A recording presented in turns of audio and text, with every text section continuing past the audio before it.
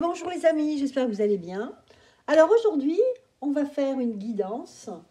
C'est une guidance portrait spéciale, donc qui est spécialement consacrée à Stanley Kubrick. Je ne sais pas si vous connaissez cet homme.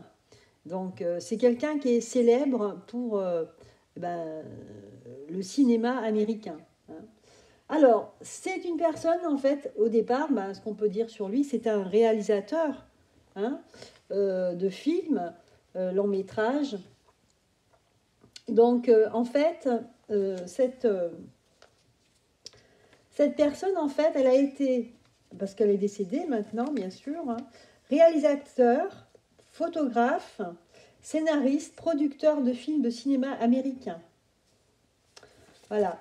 Cette personne, en fait, elle est...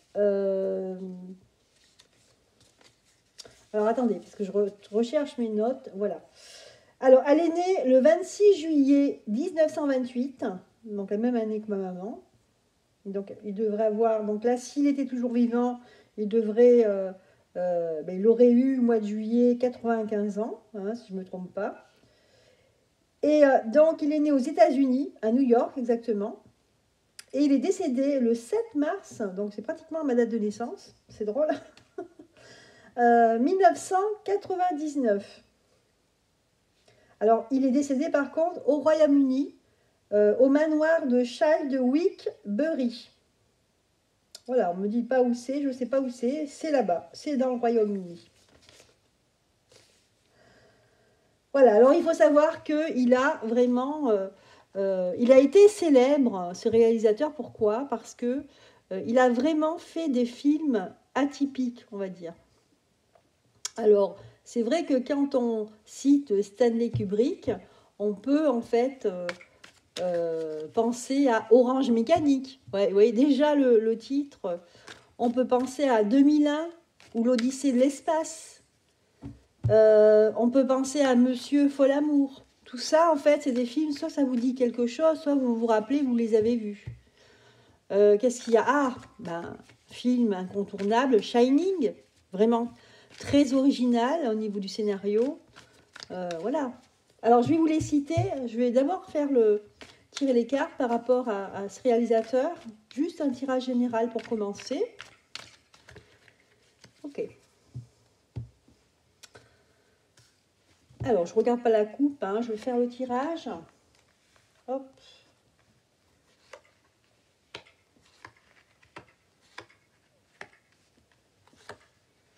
Voilà.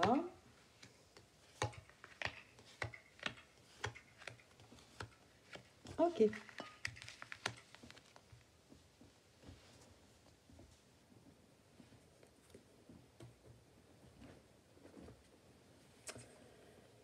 Alors, c'est un homme en fait qui a quand même donné pas mal dans le cinéma américain. Alors, si on en revient à Orange Mécanique, bon, c'est pas son premier film, mais bon, Orange Mécanique, il a été filmé en 1971 et a été adapté d'un roman de Anthony Burgess. Voilà, c'est une satire sur fond décadent et même en ruine de la condition humaine. Il y a beaucoup de violence dans ce film, de la violence gratuite.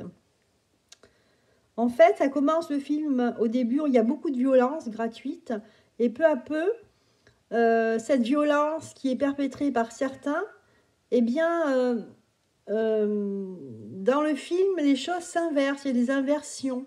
C'est-à-dire que les gens qui étaient violents deviennent des personnes avec des uniformes et qui décident pour les autres. Enfin bon, voilà, c'est vrai que c'est un film assez spécial. Alors, on va y aller peut-être dans l'ordre. Ok. Donc, le premier film qu'il fait, en fait, c'est Le Docteur Folamour, en 1964. Ça parle de après la Seconde Guerre mondiale, des nazis. Il y a un nazi, je me rappelle de ça, cette scène du nazi qui raconte comment faire une bombe nucléaire. Voilà. Qu'est-ce qu'il y a alors dans l'ordre? Donc c'est ça, c'est Docteur Folamour. Ensuite, En 68, tiens, juste avant le premier pas sur la Lune, qui était en 69, donc Stanley Kubrick fait ce film 2001, l'Odyssée de l'espace. Donc c'est un film où on voit vraiment des astronautes et on voit tout ce qui se passe. Alors ça ne parle pas d'extraterrestres, ça ne parle pas vraiment d'astres en particulier, ça parle des hommes dans l'espace. Ça se passe vraiment dans l'espace. Donc c'est très controversé au niveau sentiment. Il y a des gens qui ont adoré ce film, disent que vraiment c'était futuriste, et d'autres vraiment qui disent qu'on s'ennuie à mourir pendant ce film. Donc vous voyez, c'est très partagé. Voilà. Alors ensuite, le troisième, c'est lequel déjà? Alors, parce que j'ai... Donc après 68, c'est 60, c'est Orange Mécanique. Voilà, Orange Mécanique, où il y a beaucoup, beaucoup de violence. En fait, Orange Mécanique, c'est l'histoire d'un gars, c'est Alexandre, il s'appelle, ça se passe dans le Nord, c'est dans le Royaume-Uni. Et c'est un gars qui a beaucoup de violence en lui, etc. Bon, voilà. Ensuite, on a Barry Lyndon. Alors, pour moi, c'est vraiment celui peut-être pour lequel le film j'ai beaucoup aimé, parce que ça allie le côté historique et surtout la musique. La musique est très, très présente. On retrouve des musiques très, très belles. Bien sûr, la musique classique. Voilà, donc Barry Lyndon, hein, qui raconte l'histoire de quelqu'un qui est de l'aristocratie, il me semble. Hein. Oh, ça parle beaucoup de vanité, en fait. Hein. C'est quelqu'un qui est assez riche, un jeune homme, et qui rentre un peu dans la société, dans la vie. Et il commence par éliminer la personne, son rival, en fait. Par l'éliminer, et puis après... alors, il y a des acteurs comme Marisa Berenson. Donc, c'est Ryan O'Neal hein, qui a le principal rôle de ce film. Voilà, donc Barry Lyndon, c'est un film historique. Donc, il y a beaucoup de musique classique. Moi, j'aime beaucoup cette ambiance, en fait. Ce que j'ai aimé, c'est l'ambiance du film. Ensuite, vous avez Shining. Hein, Shining, bon, la plupart des gens le connaissent, hein, l'ont vu. C'est un film de 1980, alors avec, ça y est, je ne me rappelle plus où il s'appelle cet Américain, l'acteur principal, Jack Nicholson, vraiment ce rôle, ça lui va comme un gant, hein, parce que déjà il a une tête de fou. Hein. Et dans ce film, c'est vrai que à un moment donné, il est bien fou, quoi. Il rentre dans cet hôtel qui est abandonné, et avec sa femme et son fils. Et au fur et à mesure qu'ils sont dans cet hôtel, la nuit se lève, il va dans des pièces, des chambres, et il se passe des drôles de choses, il y a des drôles de phénomènes. Alors pour ceux qui ne l'ont pas vu, parce qu'à mon avis, pratiquement tout le monde l'a vu, ce film, hein, pour peu qu'on aime aller au cinéma. Voilà, donc, alors il faut savoir que dans ce film, c'est vrai qu'il y a des petits indices concernant, on voit des fusées, on voit des choses, la lune, etc., sur le pull du gamin, à un moment donné, on voit qu'il est tricoté avec une navette spatiale. Il y a un petit clin d'œil par rapport à ce qui concerne l'espace, en fait. Hein, et peut-être aussi les premiers pas de la Lune. Alors, ensuite, on a Full Metal Jacket. Donc là, c'est vraiment le film qui parle de la guerre, hein, le côté militaire, et notamment la guerre du Vietnam. Et enfin, le dernier film qu'il a fait, alors bien sûr, il a fait d'autres films, mais qui n'ont pas abouti, hein, qui n'ont pas trouvé le succès, ou alors il n'avait pas les fonds, ou alors il a abandonné. Hein. Et donc ça, c'est vraiment la filmographie officielle. Voilà. Et enfin, le dernier film, c'est Eyes Wide Shut. Hein. Le dernier film qu'il a fait, d'ailleurs, il ne l'a pas fini. Hein. C'est les personnes qui faisaient partie de l'aventure du film, qui ont dû finir le film. Mais sinon, donc c'était avec Tom Cruise et sa femme de l'époque, Nicole Kidman, qui joue les rôles principaux. Donc, ici, on parle de secte, hein, de confrérie avec des personnes qui se réunissent et qui ont des pratiques un petit peu bizarres, puisqu'il y a des gens qui sont nus, hein, des femmes qui sont nues. Voilà, ils font des sortes de... Je ne sais pas ce qui se passe exactement, mais bon, on voit bien que c'est une secte. Voilà, et donc en fait, quand j'ai revu, j'ai fait la liste de tous les films de Kubrick, je me suis dit, mais quel est le fil rouge de tous ces films? Eh ben, pour moi, c'est la violence, parce que dans chaque film, il y a de la violence. C'est un peu pour dire, mais jusqu'où en fait l'homme il est capable d'aller? Dans quel extrême? Si vous prenez, que ce soit Shining, que ce soit... Orange Mécanique, il y a une violence incroyable dans Orange Mécanique. Donc, c'est un peu aussi de se dire que, quelque part, si on n'arrête pas, les gens peuvent aller dans une folie. Hein, parce qu'est-ce qu'il y a après une violence gratuite? Eh ben, de la folie, quoi. C'est pas, il y a quelque chose qui ne va pas, quoi. Dans tous ces films, il y a ça, il y a cette évolution de l'homme qui devient fou ou devient hyper violent. Voilà.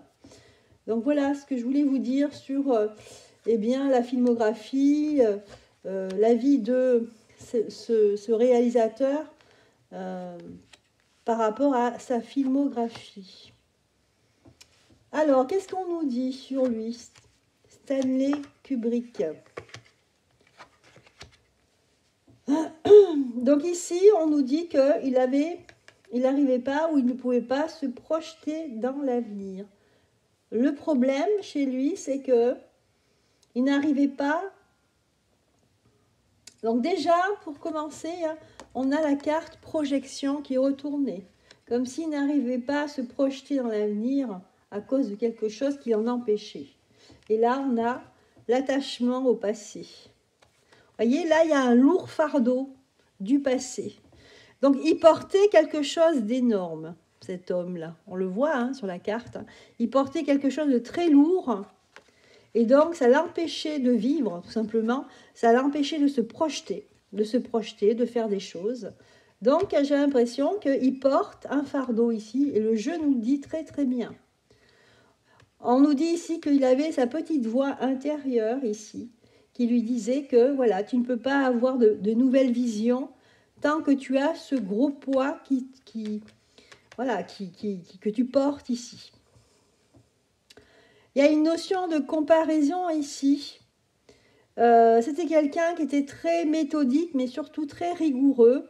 Et il était toujours dans la comparaison et la compétition. D'accord? Et donc, on voit à la fête ici qu'il ne pouvait pas se satisfaire de lui-même tant que lui, il ne sentait pas qu'il avait bien fait. C'est quelqu'un très rigoureux et il se mettait énormément de pression. Voilà, donc c'est pas quelqu'un de léger du tout, hein, on le voit. Hein. Ici, on nous dit qu'il avait une sorte de douleur ici, il y avait une sorte de souffrance en lui. Une souffrance en lui. D'ailleurs, quand vous voyez tous les films qu'il a fait, et que vous voyez que ce qui ressort, c'est la violence de l'homme, donc quelque part, cette violence qu'il montre dans ses films, c'est vrai qu'on a l'impression qu'il voulait montrer quelque chose qu'il avait à l'intérieur de lui, notamment cette douleur en fait, qu'il anesthésiait ici et qui le brisait la conscience ici. Hein. On voit bien cette carte de la conscience ici, hein, avec la douleur.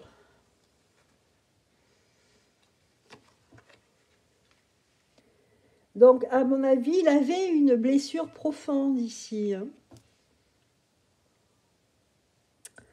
Et donc, c'est pour ça, en fait, que tout ça, en fait, tout ce qu'il avait sur le cœur, tout ce qu'il portait de très lourd, etc., eh bien, il voulait le faire partager à l'existence entière ici, avec ses films.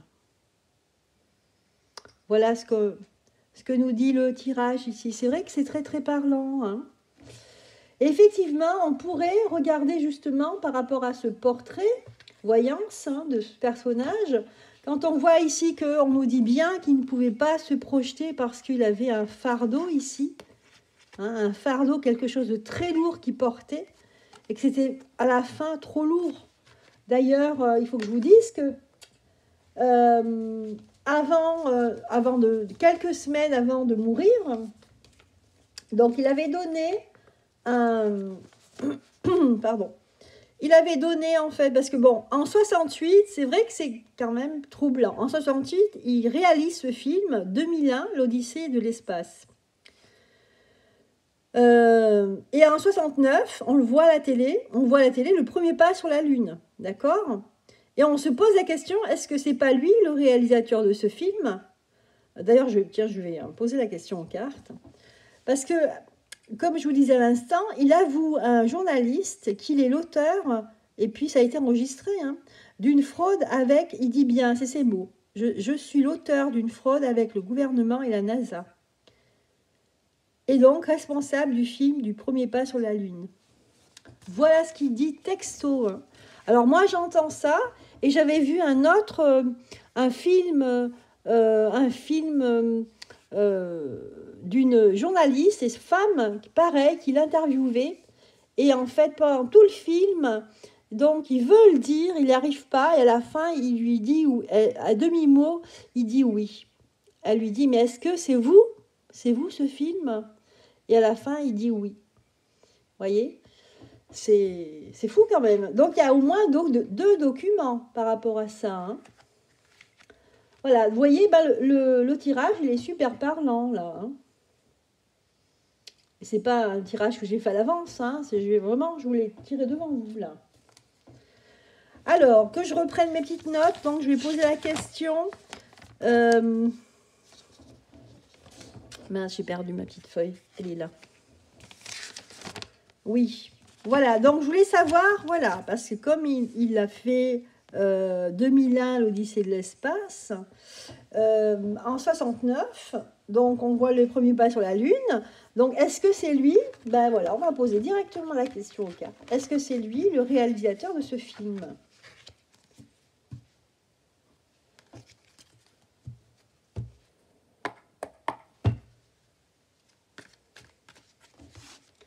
Est-ce que c'est lui le réalisateur du film? Tant qu'à faire, hein. Autant poser la question directement. Est-ce que c'est Stanley Kubrick qui a filmé les premiers pas sur la Lune? Ce qui serait énorme, hein. Et en plus, il a avoué. Donc, c'est ça qui est fou. Alors, on va voir. Qu'est-ce que disent les cartes? Est-ce que c'est Stanley Kubrick qui a fait ce film? Alors, voyons. Pareil.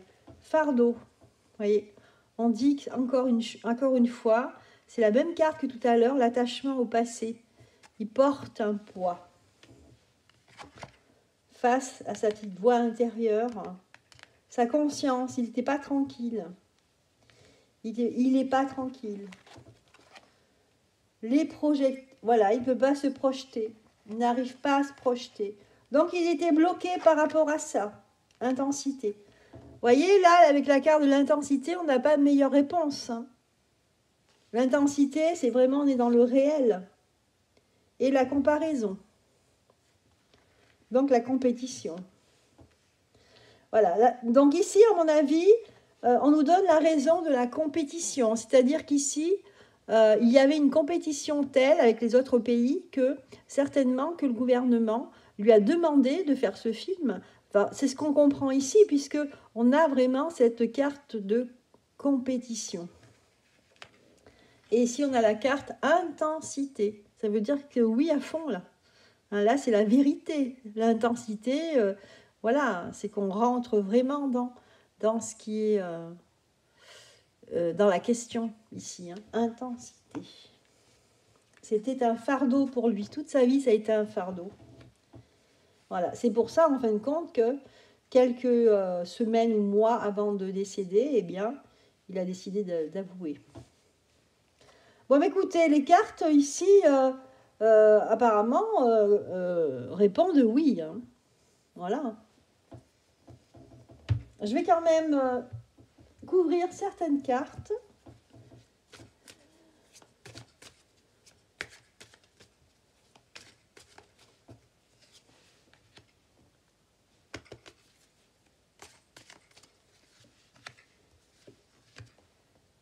Alors, hop. Alors, l'attachement au passé, il avait du mal, hein. Il n'arrivait pas à se poser, à s'ancrer. Il n'arrivait pas à se poser. La petite voix intérieure avec les lisses retournées. C'est pas bon, ça, hein. Ah là là.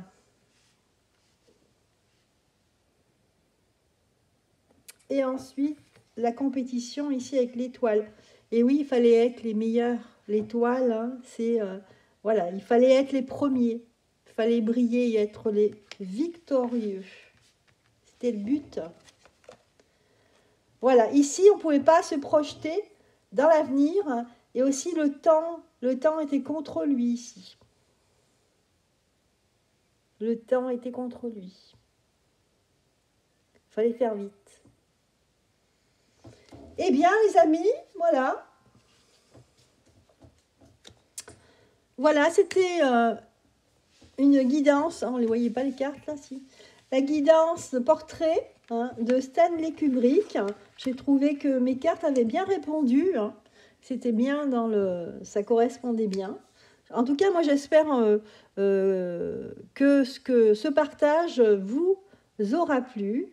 Je vous souhaite une excellente journée. Je vous dis à très bientôt. Bye bye.